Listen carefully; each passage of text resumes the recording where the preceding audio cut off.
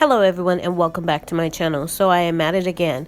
So I consider myself a ingredients canner. I don't usually can whole meals, but I am going to can some ham soup. So I have all my ingredients here. I have my broth simmering on the stove, and I have my lids in a hot water bath in the back, and I am ready to go. I have my ham in the jars. I have my carrots, celery, and onions all chopped up and ready to go. And then I have my navy beans. I'm just going to get my funnel to help speed this process along. So I'm just going to add in the rest of my beans into each jar. And then I'm going to add in the rest of my ingredients. My carrots, my celery, my onions.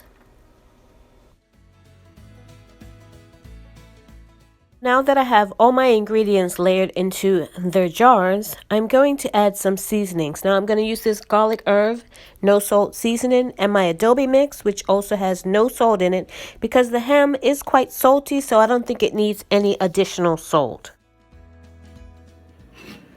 So now that I have that done, it's time to add my warm broth to my jars, and noting the headspace of 1 inch in the jars. Now this has meat in it, so you want to leave a little bit of room. It also has beans in it that are going to expand as well.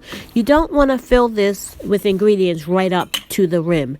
You want to leave some space for that contents to expand. So half the jar with ingredients and 1 inch headspace.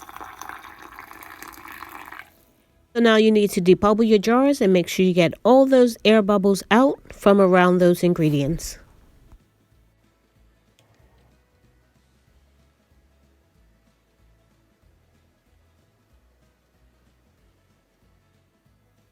So now you've debubbled your jars and it's time to wipe your jar rims. You want to get any food, liquid that might have spilled on the rims off, so your jars and your lids will get a nice tight seal.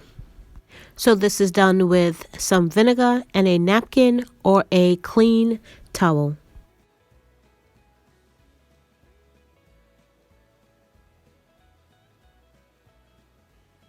So now I have put on my warm lids and I'm putting on my rings fingertip tight.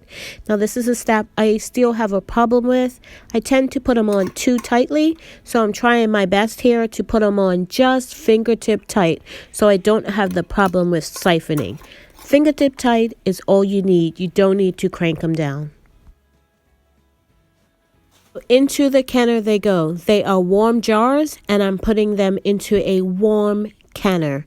My water level is from the suggested manufacturer, so make sure you put in the correct water level for the canner you are using.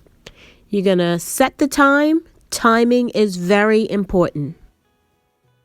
So what you are looking at now is my ham broth. So between Thanksgiving and Christmas, you get good deals on turkeys and ham. So this year I bought 2 turkeys to can and 2 hams to can. So my broth process is a 2-day steps. So the first day I boil it, my bones and my skins and everything with the veggies, and I let it cool overnight, put it into the fridge, and you get this fat layer up the top and the golden beautiful broth underneath. And it's quite easy to separate the two. Just take a spoon and just scrape off the top layer.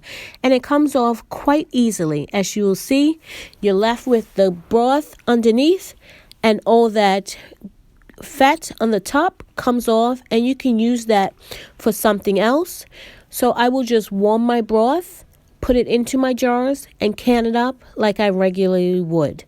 So it's easy enough to do it this way than trying to strain out the grease and do all that in a 1-day process. I like to just take my time, use the fridge overnight, and then just have my broth the next day, warm it up, put it in the jars, and can it like that. So once I've got my broth ready, I just can it up, and then I have my fat, and I actually use this to fry things like onions. I've fried veggies in it, use it as a base for flavor and for soups, stews, chilies, that sort of thing. I don't use a lot of it, so put it in the fridge. It lasts quite a long time in the fridge. You can use it for just about anything. You could use it for pies even if you want to go that route. So I have my broth, and like I said, I'm just going to warm it up and put it in the jars and can it up like I normally would. So this is what my soup looks like once it comes out of the canner.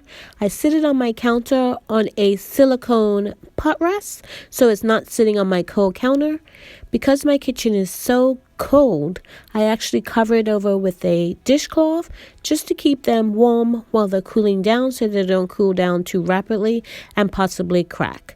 So that's my ham soup.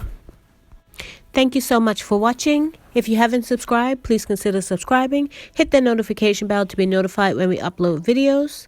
Have a great day.